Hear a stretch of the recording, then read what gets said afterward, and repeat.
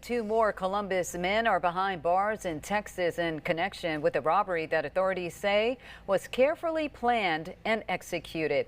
Harris County investigators provided me with the mugshots of Marcus Hill in the orange shirt and Quindarius Robertson in the black shirt, identifying them as the men who entered a restaurant, held the owner at gunpoint, and stole specialty firearms back in May. This happened in the area of Houston, Texas. Authorities say last month's robbery wasn't random. Investigators say in the criminal complaint that Joseph Brooks of Crawford orchestrated the crime, setting up the robbery and helping direct the suspects involved.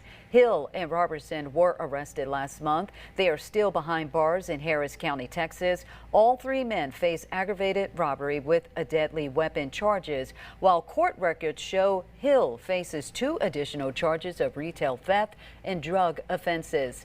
Harris County, Texas investigators have not released additional details about the stolen firearms or whether all the weapons have been recovered, but they did identify a 4th suspect in the case and have issued a warrant for the arrest of Jaquelon Kelly of Columbus. Investigators told me this morning his warrant remains open. Joseph Brooks, though, will not be heading back to Texas, at least for now. Instead, he's expected to make his initial court appearance in a Mississippi courtroom this afternoon.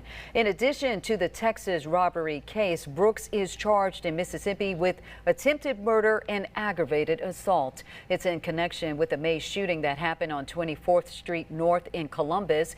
Investigators say it left an 18-month-old child hurt. Right now, let's check